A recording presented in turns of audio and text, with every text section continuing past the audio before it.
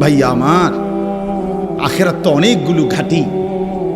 এক নম্বরে হচ্ছে জান কবজ হওয়া, মৃত্যু, এরপরে কবর, এরপরে হাসরের মাঠ, এরপরে মিজান, এরপরে ফুলসিরাত, এরপরে জান্নাত জাহান্নাম, এবং এক একটা হাজার হাজার বছরের লম্বা ঘাটি। বন্ধু আমার, শুধুমাত্র কসম আল্লাহর, কোন ব্যক্তি যদি বেঈমান, কাফের, মুশরিক, নাফরমান, পাপী জিন্দেগি নিয়া মৃত্যু পর্যন্ত পৌঁছে, খোদার কসম শুধু মৃত্যুর যন্ত্রণা, শুধু জান কবজের যন্ত্রণা, আল্লাহর কসম এটুকুই সহ্য করার ক্ষমতা তার থাকবে না। এই জান কবজের যন্ত্রণার সামনে তার 60 বছরের দুনিয়া যা ভোগ করছিল, মজা করছিল, 1 সেকেন্ডে ভুলে যাবে। ঈমানদার, আমি শুধু এই কথাটাই এখন শুনাইতে চাই। এই তর্জমাটা বললে আমার কথা শেষ। এটাই আমার বক্তব্য। ভাইয়া, কবরে লম্বা সময় থাইকা কি কষ্ট পাইবা? বেনামাজি সন্তান, হারাম উপার্জনকারী বাবারা, বেপর্দা মা বোন, সেটা তো লম্বা বিষয়। হাসরের মাঠ কি পরিমাণ লম্বা, মিজানের পাল্লার সময়টা কি পরিমাণ কঠিন হবে, আমল নামাটা যখন বাম হাতে দেয়া হবে তখন কি পরিমাণ চিৎকার করবে। ফুলসিরাত পার হতে 30,000 বছরের রাস্তা, এই অন্ধকারাচ্ছন্ন রাস্তা কিভাবে পার হবে সে তো পরে লম্বা বিষয়। শুধু জান কবজের সময় মৃত্যুর, যেটাকে বলে রুহু কবজ হওয়া, মৃত্যুবরণ করা, এই কষ্টটাও তো সহ্য হইবে না। এই কষ্টটা তো সহ্য হবে।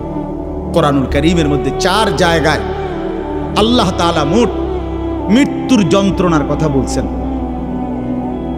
1 নাম্বার, ওয়াজাআত সাকরাতুল মাউতি বিল হক যালিকা মা কুনতা মিনহু তাহিদ। রব্বুল আলামিন বলেন, বান্দা শুনে নাও, সত্য সত্যই মৃত্যুর যন্ত্রণা আসবে।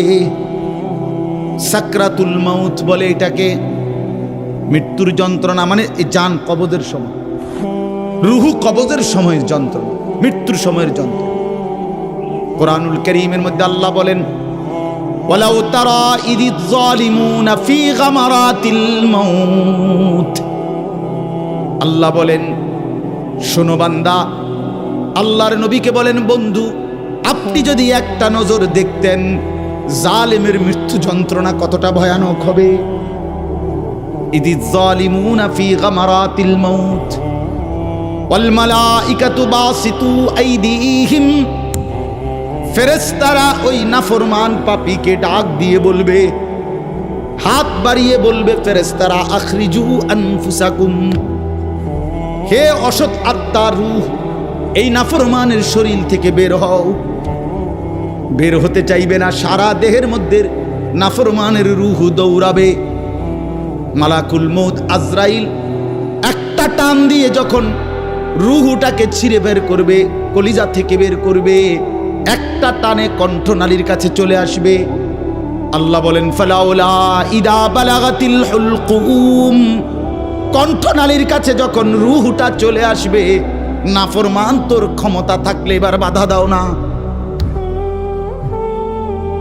দাও, বাধা দাও, থামাও তোরে। এ না তোমার বন্ধু, এ না তোমার বাপ, থামাও এরে, এ তো মরে যাচ্ছে, তারে ধরে রাখো, ধরে রাখো। পারা যাবে তো? কথা বলেন না কেন? আল ইয়াউমা তুজজাউনা আযাবাল হুন।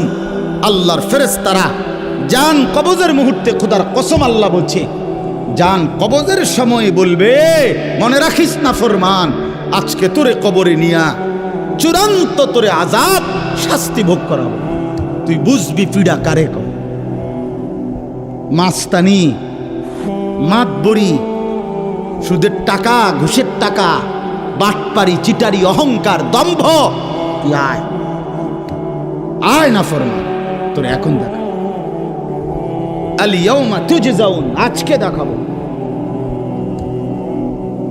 আযাবাল হুন, লাঞ্ছনা করা আযাব। আও, কবরের প্রথম ঘন্টা, কবরের প্রথম ঘন্টাতেই তুমি বুঝবা আখিরাত কত কঠিন। রাসূলুল্লাহ সাল্লাল্লাহু আলাইহি ওয়াসাল্লাম বলেন, কবরে যেই নাফরমান প্রশ্নের জবাব দিতে পারবে না, 3টি প্রশ্নের, তো আল্লাহ তাআলা বলবেন কাযাবা আবদি, ফেরেশতা আমার এই নাফরমান বান্দা মিথ্যা বলেছে। ফাআফরিশুহু মিনান নার ওয়ালবাসুহু মিনান নার, আমার নাফরমান বান্দার কবরে জাহান্নামের বিছানা বিছায় দাও, ওরে জাহান্নামের পোশাক দিয়ে আবৃত করে দাও। ওয়াফতাহু লাহু বাবান ইলান নার, জাহান্নাম বরাবর তার কবর থেকে দরজা খুলে দাও, কবর খুলে দাও। ওফো, আল্লাহর নবী সাল্লাল্লাহু আলাইহি ওয়াসাল্লাম বলেন, তখন কবর তারে, ফেরেশতা যখন তাকে রাইখা যাবে, কবর তারে ডান দিকের মাটি বাম দিকে একটা চাপ দিবে, বাম দিকের মাটি ডান দিকে চাপ দিবে। আল্লাহর কসম, নবী বলছে হাত্তা তাখতালিফা আদলাউহু, ডান পাশের হাড্ডি এবং এই পাঁজরের হাড্ডিগুলো করকর করে ভাঙ্গা বাম দিকে চলে যাবে, বাম দিকের গুলো ডান দিকে চলে যাবে।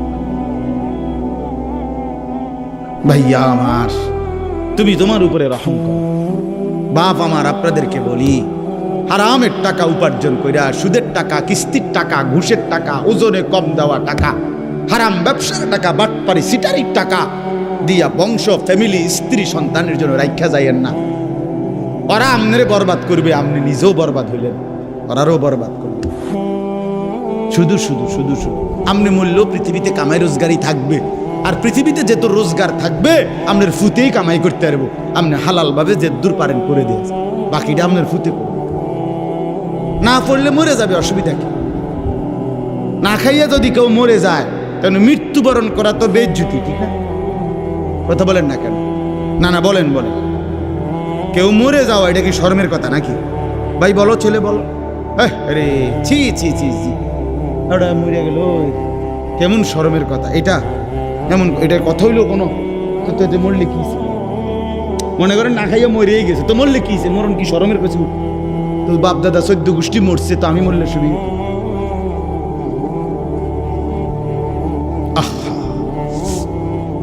এজন্য বন্ধু, আল্লাহ তাআলা বলছেন ওয়ালাউ তারা ইদিয যালিমুন, এই শোনেন বন্ধু, আপনি যদি একটা নজর দেখতেন।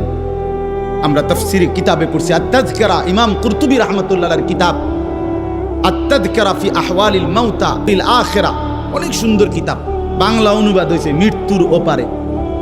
ইমাম কুরতুবীর খুব সুন্দর, অনুবাদটাও অসাধারণ। এই বইতে আছে, ইব্রাহিম আলাইহিস সালাম একবার আজরাইলকে বলছিল, মালাকুল মউত আজরাইল, নাফরমানের জান কবজ করবার সময় তুমি যেই চেহারাটা হয় তোমার, ওটা আমার একটু দেখাও। মালাকুল মউত আজরাইল বলছিল, হে আল্লাহর নবী, কসম আপনি এটা দেখতে চাইেন না, আপনি সহ্য করতে পারতেন। ইব্রাহিম আলাইহিস সালাম বললেন, না মা আজরাইল, আমি এটা দেখুমই, তুমি আমারে দেখাও একটা নজর। মালাকুল মউত আজরাইল কোন পাপী ব্যক্তির জান কবজের সময় যেই বিভৎস কুৎসিত আকৃতি ধারণ করে, আল্লাহর কসম ওই আকৃতি যখন ধারণ করছেন ইব্রাহিমের সামনে, ইব্রাহিম নবী সাল্লাল্লাহু আলাইহি সাল্লাম একটা চিৎকার মাইরা বেহুশ হয়ে গেছে।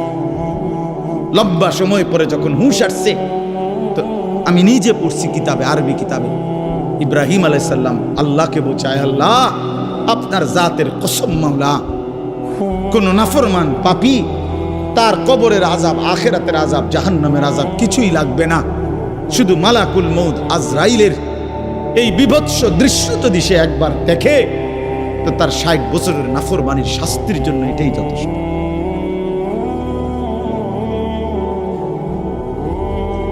হ্যাঁ, আখরিজু আনফুসাকুম, এখানেও আল্লাহ তাআলা এই কথাটা বলছে, ফালাউলা কাল্লা ইদা বালাগাতিত তারাকিয়া। আল্লাহ তাআলা বলেন, কখনোই না বান্দা, অর্থাৎ কোনোভাবেই থামাইতে পারবে না, ইদা বালাগাতিত তারাকিয়া, প্রাণ যখন, রূহ যখন কলিজা থেকে ছিঁড়ে ফেরেশতা মালাকুল মউত টান মারবে, যখন কণ্ঠনালীতে পৌঁছে যাবে, তখন আর কোনো নাফরমান, কোনো তওবা, কোনো ইস্তিগফার, কোনো চিৎকার, কোনো ঝাড়, কোনো ফুক, কোনো ডাক্তার, কোনো কবিরাজ, কোনো বৈদ্য কোনো কিছু দিয়েই আর নিজেকে ফেরাইতে পারবে না। ইদা বালাগাতিত তারাকিয়া, যখন কণ্ঠনালীর মধ্যে ফেরেশতা টান দিয়ে বের করে ফেলবে রূহ, কলিজা থেকে, কলব থেকে রূহকে টেনে ধরবে, যখন কণ্ঠনালীতে চলে আসবে, ওয়াকিলা মান রাক, আশপাশের সকলেই তখন বলবে এই ব্যক্তি যে ছটফট করতেছে তারে এখন কোন কবিরাজ দিয়া ঝাড়াবে। সবাই ডাক্তার, কবিরাজ, বৈদ্য, ওঝা খুঁজবে, দেখো না কার কে পরিচিত আছে, ডাকো, পরে বাঁচাইবার চেষ্টা করো। ওয়ান্না আন্নাহুল ফিরাক, আল্লাহ বলে কিন্তু ওই ব্যক্তি ঠিকই বুঝে ফেলেছে আজকে তাকে নিশ্চিত এই পৃথিবী থেকে বিচ্ছিন্ন হতে হবে। আত্মীয় স্বজন তারা যদিও ডাক্তার কবিরাজের জন্য চিল্লাচিল্লি করছে, কিন্তু লোকটা নিজেই বুঝে ফেলবে আন্নাহুল ফিরাক, তাকে এখন এই দুনিয়ার মায়া থেকে বিচ্ছিন্ন হইতেই হবে। কারণ মালাকুল মউত তো রূহটা ছিঁড়া ফেলছে, কলিজা থেকে টান দিয়া ফেলছে, আর তো ফেরত যাবে না, আর তো ফেরত যাবে না। ইন্নাল্লাহা ইয়াকবালু তাওবাতাল আবদি মা লাম ইউগারগির, নবী সাল্লাল্লাহু আলাইহি ওয়াসাল্লাম বলেন নিশ্চয়ই আল্লাহ তাআলা বান্দার তওবা কবুল করেন যতক্ষণ পর্যন্ত না মৃত্যুর গড়গড়া শুরু হয়, ওর আগ পর্যন্ত। ফেরেশতা টান দিলে মৃত্যুর যখন গড়গড়া শুরু হয় তখন যদি কোনো বান্দা তওবা করে আল্লাহ তাআলা সেই তওবা কবুল করে না। এবারে দম টানে, একেবারে সোজা হইয়া গেছে। এই সময় হুজুর আনছে 200 টাকা দিয়া, হুজুর আব্বারে গুন্দুর বেহেশত বুঝ কইরা দেন, তওবা ফরাইয়া দেন, তওবা। এই সারা জিন্দিগির সিটারি বাটফারির তওবাটা এই 200 টাকা দিয়া আব্বারে মিল কইরা দেন। হ্যাঁ, বেহেশত দিয়া দিব। বেহেশত হুজুরের আব্বার সম্পত্তি। হ্যাঁ, কথা বলেন না কেন? বেহেশত হুজুরের বাপের সম্পত্তি। এটা তো এটা কি ধরনের তওবা, কিসের তওবা এটা? এই ব্যাটার তো কোনো এহসাসে নাই। আরে বোঝেন নাই আমার কথা? তার তো কোনো অনুভূতিই নাই, হে তো লড়েও না, বুঝেও না, হে তো জানে না কিসের করছে, কি করতেছে। আল্লাহ তাআলা বলছে ওয়াল্লাযীনা ইযা ফাআলু ফাহিশাতান আও যালামু আনফুসাহুম যাকারুল্লাহ ফাস্তাগফারু লিযুনুবিহিম। আল্লাহ বলছে আমার বান্দা যত বড় নাফরমানি করুক, করতে করতে যদি বড় থেকে বড় জুলুমও করে, কিন্তু তৎক্ষণাৎ যদি আমি আল্লাহকে স্মরণ করে আর আমার কাছে 2 হাত তুলে মাফ চায়, পিছনের গুনাহ যদি ছেড়ে দেয় আর করবে না যদি ওয়াদা দেয়, খোদার কসম কোরআনে আছে, আল্লাহ বলেন বান্দা আমি পুরাপুরি 100% মাগফিরাত দিয়ে দেব, পুরা মাফ। উলাইকা জাযাউহুম মাগফিরাতুম মির রাব্বিহিম। যখন তোমার বুঝ ছিল তখনই তুমি তওবা করছিলা, ঠিক আছে, কিন্তু যখন মৃত্যুর যন্ত্রণা শুরু হয়ে যায় তখন আর তওবা কবুল হয় না। ওয়ালাইসাতিত তাওবাতু লিল্লাযীনা ইয়ামালুনাস সাইয়্যাত হাত্তা ইযা জাআ আহাদাহুমুল মাউত ক্বালা ইন্নী তুবতুল আন। এই যে কোরআন শরীফের আয়াত, আল্লাহ বলেন ওই ব্যক্তির তওবা তওবা নয়, পুরা জিন্দেগি নাফরমানি করেছিল, অতঃপর যখন মৃত্যুর সময় আসলো আজরাইল উপস্থিত হলো, এখন বলতেছে আমি আল্লাহ এখন তওবা করলাম। আল্লাহ বলে না বান্দা এমন তওবা হবে না। তাইলে তওবা করবেন কখন? এখন। কখন বাবা? এখন, এখন, আজ দিমাগ আছে যখন, আকল আছে যখন, বুঝ আছে যখন। আল্লাহ আমাদেরকে বুঝার তৌফিক দান করেন। ওয়ালতাফাতিস সাকু বিসাক, আল্লাহ বলেন নাফরমান তখন ভয়ে আর আতঙ্কে মালাকুল মউতটাকে টেনে বের করছে। আজরাইল এসে সামনে দাঁড়ানোর সাথে সাথে নাফরমান এই পরিমাণ ভয় পেয়ে গেছে।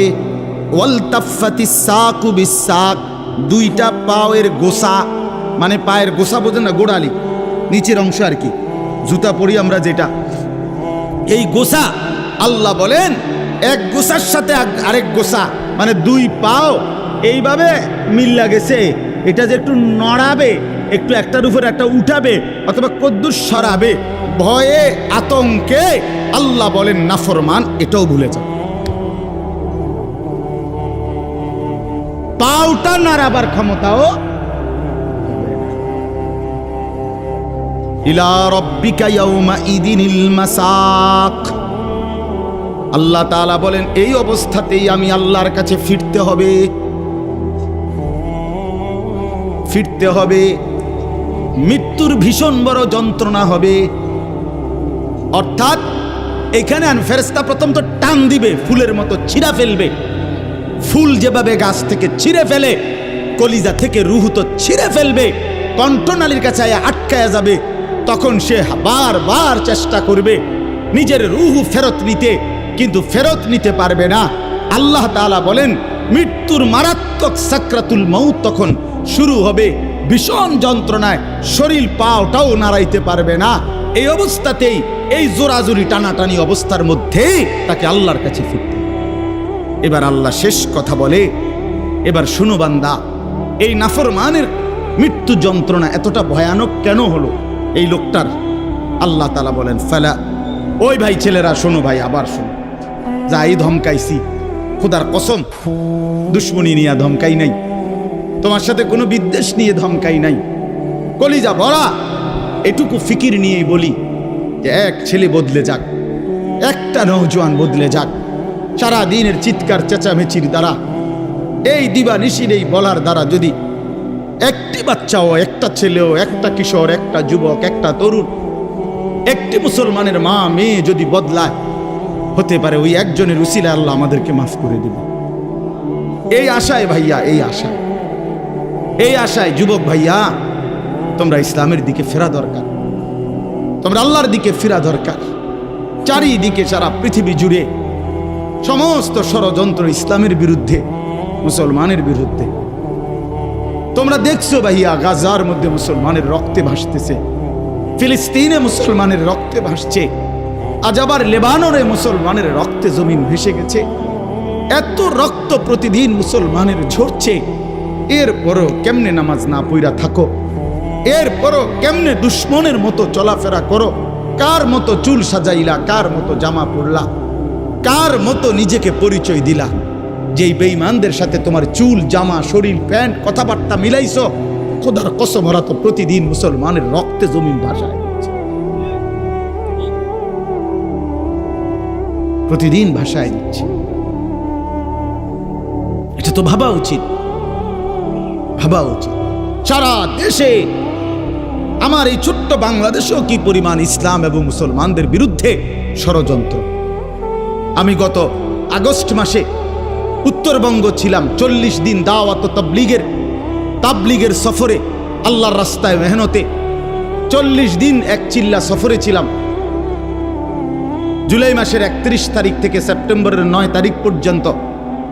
তো ওইখানে দেখছি আমি 10টা উপজেলায় অসংখ্য খ্রিস্টানদের গির্জা, যেখানে প্রতিদিন, কসম আল্লাহ, প্রতিদিন খ্রিস্টানরা, এই ইউরোপ থেকে আসা খ্রিস্ট ধর্মের অনুসারীরা, তারা আমাদের এই বাংলাদেশে, উত্তরবঙ্গে প্রতিদিন আমাদের সমাজে, মুসলমানের সমাজে খ্রিস্ট ধর্ম প্রচার করে 1-2 করে মুসলমানকে খ্রিস্টান বানাচ্ছে।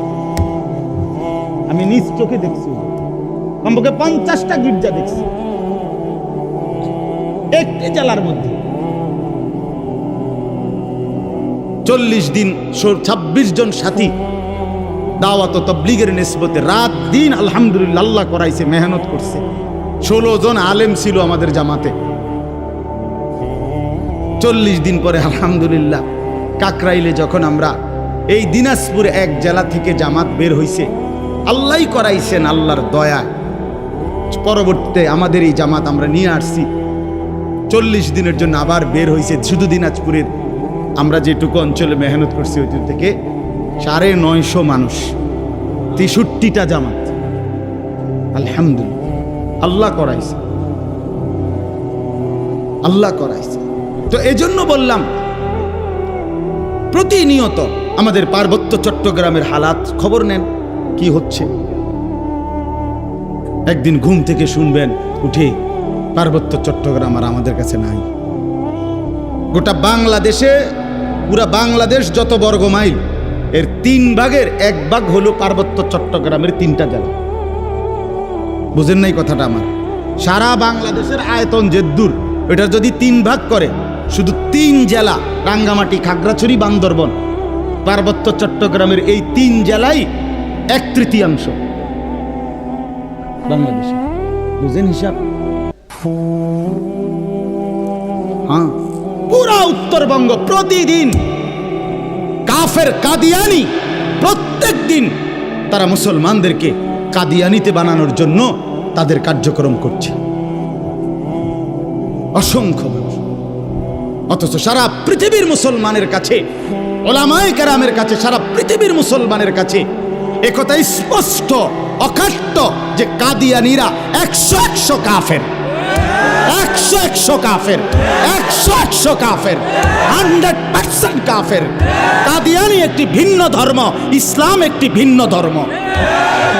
ইসলাম এবং কাদিয়ানিয়াত এক ধর্ম হইতে পারে না, এক ধর্ম হইতে পারে। প্রকাশ্য কাফের, প্রকাশ্য কাফের। জানো না মিয়া, এই বেঈমানরা নিজেদেরকে আহমদিয়া মুসলিম বলে। কিসের আহমদিয়া মুসলিম? তুই বেটা, মুসলমান তো মুসলমান। কোরআনে আল্লাহ বলছেন হুয়া সাম্মাকুমুল মুসলিমিন। আল্লাহ তাআলা বলছে তোমাদের নাম তোমাদের পিতা ইব্রাহিম রেখেছেন মুসলমান। আবার আহমদিয়া মুসলমান কিতা? আলগা শব্দ লাগালে কেন? মুসলমান তো মুসলমানই, এটার লগে আবার আলগা টাইটেল লাগানোর কি দরকার আছে? সাদা মুসলমান, কালা মুসলমান, হ্যাঁ, চিটেঙ্গা মুসলমান, এটা কিতা? এটা কোনো দরকার আসেনি? আপনি বলেন না, মুসলমান তো মুসলমান। ওয়ামান আহসানু কাওলাম মিম্মান দা ইলাল্লাহ ওয়া আমিলা সালিহান ওয়া ক্বালা ইন্নানি মিনাল মুসলিমিন। এই যে আল্লাহ বলছে সর্বোত্তম মানুষ, সর্বশ্রেষ্ঠ মানুষ হলো 3 ব্যক্তি। 1 নম্বরে যে মানুষকে আল্লাহর দিকে ডাকে, 2 নম্বরে যে যাবতীয় নেক আমল করে, 3 নম্বরে সর্বদাই যে নিজেকে মুসলমান পরিচয় দেয়। কি পরিচয় দেয়? আমি মুসলমান, নাকি আমি ঢাকাইয়া মুসলমান, আমি মুসলমান, খাস খালাস। আল্লাহ আমাদেরকে মাফ করে দেন। আমার ভাই, আমার ছেলেরা, আমার নওজোয়ানরা ফেরা দরকার।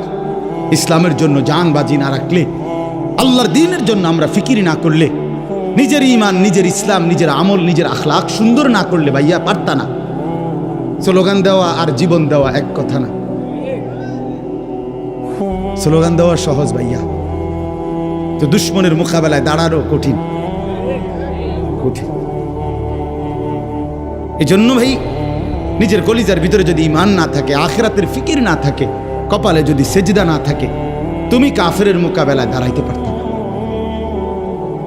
মাহাদির পক্ষে থাকতে পারত না, দাজ্জালের বিরুদ্ধে লড়তে পারত না। আল্লাহ আমাদের প্রত্যেকটা যুবককে মাহাদির সৈনিক বানিয়ে দেয়।